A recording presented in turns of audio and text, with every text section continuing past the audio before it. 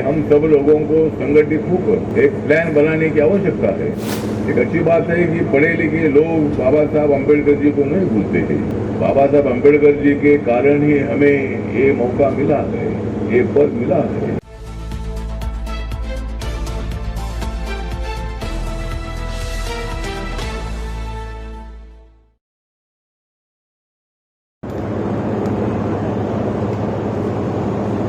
उपस्थित भाई और बहनों, महामानव तथागत सिद्धार्थ गौतम बुद्ध और डॉक्टर बाबा साहब अम्बेडकर जी को नमन करते हुए हमें किसी का भी नहीं है डर, हमें किसी का भी नहीं है डर, क्योंकि हमारे नेता है डॉक्टर बाबा साहब अम्बेडकर। बाबा साहब ने हमें दी है समानता की शिक्षा। बाबा साहब ने हमें दी है समानता की शिक्षा और उन्होंने हमें दी है बौद्ध धर्म की दीक्षा। हमें किसी की नहीं चाहिए भिक्षा, हमें किसी की नहीं चाहिए भिक्षा, हम सक्षम हैं दलितों की करने के लिए रक्षा। तो आज हम यहाँ डॉक्टर बाबा साहब अम्बेडकर प्रोफेशनल फोरम की ओर से बाबा साहब की जयंती मनाने का प्रोग्राम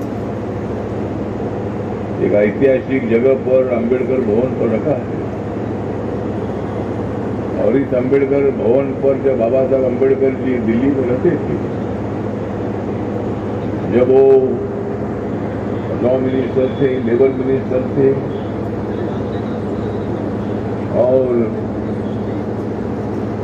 इरिगेशन मिनिस्टर भी थे, तो बाबा साहब अम्बेडकर जी यहाँ रविदास जयंती के लिए, वाल्मीकि जयंती के लिए और भी कई प्रोग्राम के लिए जगह पर आए हैं। तो इस ऐतिहासिक जगह पर आज का प्रोग्राम हो रहा है। यह हमारे सुभाष भारती जी, जो हमारे महाराष्ट्र के नागपुर के रहने वाले हैं और जो हमारा एसटी कमीशन है, एसटी कमीशन के वो मेंबर भी हैं, हमारे राजकुमार आनंद जी, जिनका नाम भी आनंद है और हम सभी लोगों के जिंदगी में आनंद चाहिए, तो वो भी आज यहाँ मौजूद है। हमारे महावीर सिंह जी, डॉक्टर महावीर सिंह जी, जो पहली बार डीयू में, दिल्ली यूनिवर्सिटी में लॉ फैकल्टी के इंचार्ज बने हैं। मतलब जब डीयू यूनिवर्सिटी 1924 में शुरू हुई, तो उसके बाद लॉ फैकल्टी का कोई भी इंचार्ज नहीं बना था, लेकिन आपको इंचार्ज बनने का मौका मिला है। जब बाबा साहब अम्बेडकर जी केंद्र के मंत्रिमंडल में, केंद्रीय मंत्रिमंडल में थे, शेड्यूल्ड कास्ट फेडरेशन की ओर से, उसी तरह मुझे भी बाबा साहब अम्बेडकर जी के बाद रिपब्लिकन पार्टी ऑफ इंडिया, जो बाबा साहब अम्बेडकर जी की विचारधारा की पार्टी है, उस पार्टी से मुझे केंद्र के मंत्रिमंडल में, नरेंद्र मोदी मंत्रिमंडल में जाने का मौका मिला है। तो आप सब लोग जो इंजीनियर्स हैं, एडवोकेट्स हैं, उसके साथ साथ कुछ कॉन्ट्रैक्टर्स हैं, बिजनेसमैन हैं, ऐसे तमाम लोगों को आपने 45 संगठन के लोगों को इकट्ठा किया है और बाबा साहब अम्बेडकर प्रोफेशनल फोरम आपने शुरू किया है। एक अच्छी बात है कि पढ़े लिखे लोग बाबा साहब अम्बेडकर जी को नहीं भूलते हैं। बाबा साहब अम्बेडकर जी के कारण ही हमें ये मौका मिला है, ये पद मिला है। ये उनके मन में भावना है, ये बहुत अच्छी बात है। लेकिन हम सब लोगों को समाज के लिए काम करना चाहिए। हमें तो नौकरी मिले है, हमें मंत्री पद मिला है, सुभाष पारदी जी को मेंबरशिप मिली है, राजकुमार आनंद जी को मंत्री पद मिला है, लेकिन अपने समाज के और भी गांव-गांव के लोग हैं, उनको भी मतलब कुछ न कुछ तो मिलना चाहिए। इसीलिए हम सब लोगों को संगठित होकर एक प्लान बनाने की आवश्यकता है। सरकारी जो योजनाएं हैं, ये योजनाएं हमारे गांव-गांव में, हमारे हर आदमी के पास पहुंचनी चाहिए। मेरे मंत्रालय की वेंचर कैपिटल फंड नाम की स्कीम है, उसमें 15 करोड़ तक 75% पैसा हम देते हैं। इसका 8% इंटरेस्ट होता है। MSME डिपार्टमेंट है, खादी ग्रामोद्योग है, स्टार्टअप इंडिया है, ऐसे कई योजनाओं के माध्यम से हमें आगे बढ़ने की आवश्यकता है। यहाँ हमारे आपके परेवा जी है, MCP परेवा जी, जो CPWD में काम करते थे, सुपरिटेंडिंग इंजीनियर भी वो थे, बाद में एडिशनल डायरेक्टर भी बने CPWD में। उनको बहुत सारे अवार्ड भी मिले हैं। उनको CBI का अवार्ड मिला है। CBI का अवार्ड मिलना बहुत बड़ा मुश्किल काम है, लेकिन आपको CBI का अवार्ड मिला है, प्लानिंग कमीशन का आपको अवार्ड मिला है, और कई अवार्ड आपको मिले हैं। तो आप इस संगठन के अध्यक्ष हैं। इसके वाइस प्रेसिडेंट हमारे KP सिंह जी हैं, जनरल सेक्रेटरी मथुरा प्रसाद जी हैं, ट्रेजरर रमेश चंद जी है। ऐसी आपकी टीम जो है, टीम बहुत अच्छी टीम है। हमारे फिरोज ज्योति बंते जी है, बाकी भी पूरा भिक्खु संघ यहाँ मौजूद है, और भी बहुत सारे डिग्नेटरीज यहाँ आए हैं। और बाबा साहब अम्बेडकर जी की जो हमारे दौलत राम जी है, दौलत राम जी अम्बेडकर भवन के जनरल सेक्रेटरी है। हमारे कुमार सेन बौद्ध जी भी इसके चेयरमैन है। और अम्बेडकर भवन ये हमारे लिए बहुत बड़ा पवित्र स्थल है। तो आज आप सब लोग यहाँ इकट्ठा हुए हैं। मेरा निवेदन है कि बाबा साहब अम्बेडकर जी का मिशन, मैं 14 अप्रैल को दामोदर वैली में था। बाबा साहब अम्बेडकर जी जब वाटर रिसोर्सेज मिनिस्टर थे, तब बाबा साहब अम्बेडकर जी ने झारखंड, बिहार और वेस्ट बंगाल के बॉर्डर पर 5 डैम बनाए हैं। और उसमें बाबा साहब अम्बेडकर जी का कहना था कि इरिगेशन बढ़ाना चाहिए। इरिगेशन बढ़ाने से मतलब एग्रीकल्चर के लिए पानी मिलेगा, लोगों को पीने के लिए पानी मिलेगा, जो जानवर है उनको भी पानी मिलेगा, पंछियों को पानी मिलेगा। और डैम का निर्माण करने से वहाँ बिजली का निर्माण भी किया जाएगा। तो बिजली रहेगी तो हमारा विकास हो सकता है। बिजली नहीं होगी तो हम अंधेरे में बैठे रहेंगे।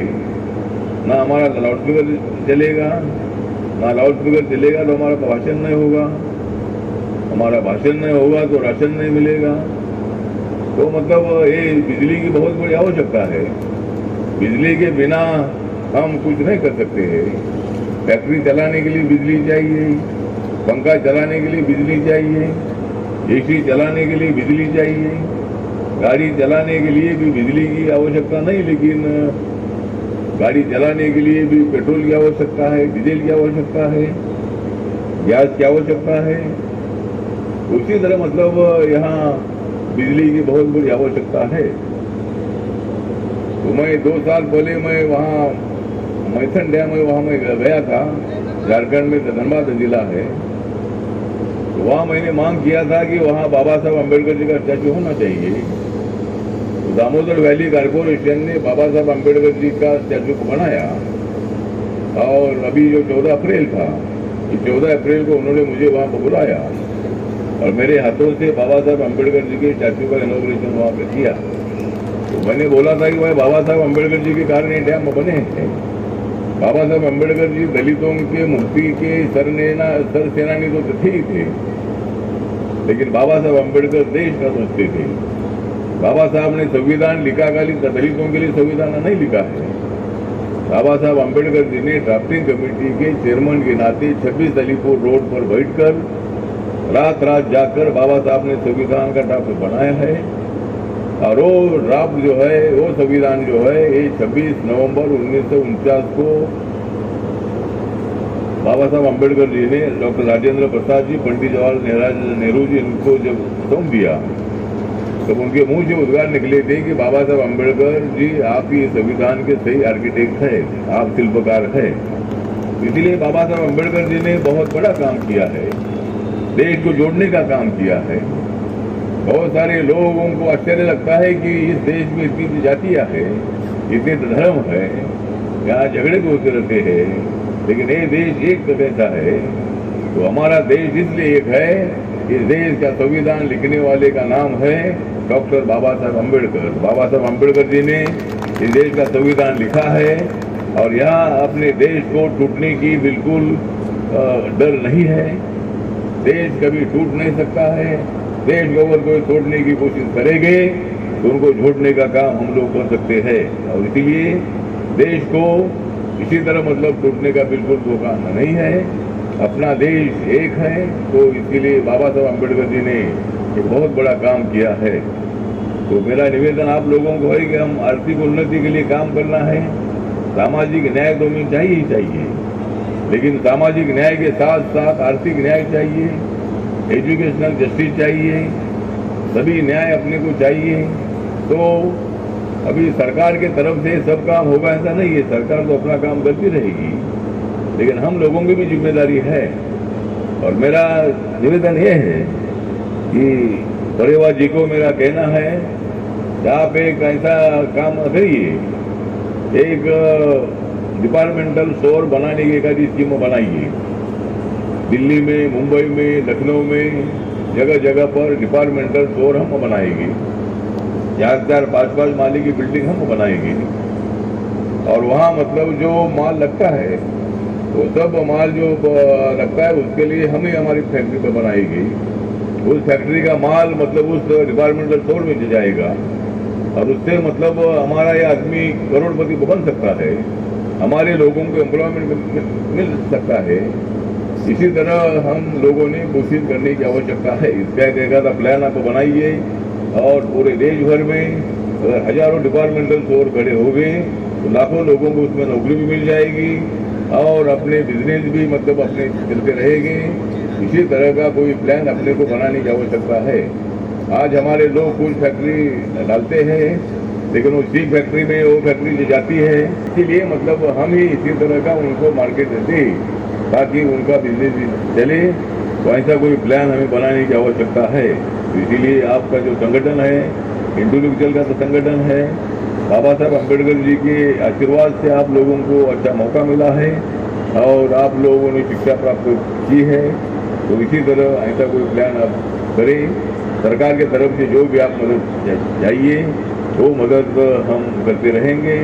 जो भी प्रस्ताव अगर आप हमारे पास में भेजते हैं जरूर हम पूरी मदद आपको करते रहेंगे। इन्हीं शब्दों के साथ आज आपने बाबा साहब अम्बेडकर जी की 132वीं जयंती यहाँ रखी है, इसीलिए मैं आप सब लोगों को हार्दिक बधाई दे देता हूँ। और बाबा साहब अम्बेडकर जी का नाम सारे देश भर में है, बाबा साहब अम्बेडकर जी का नाम सारी दुनिया भर में है। Indian democracy is the best democracy in the world, इसी तरह की चर्चा पूरे दुनिया में है।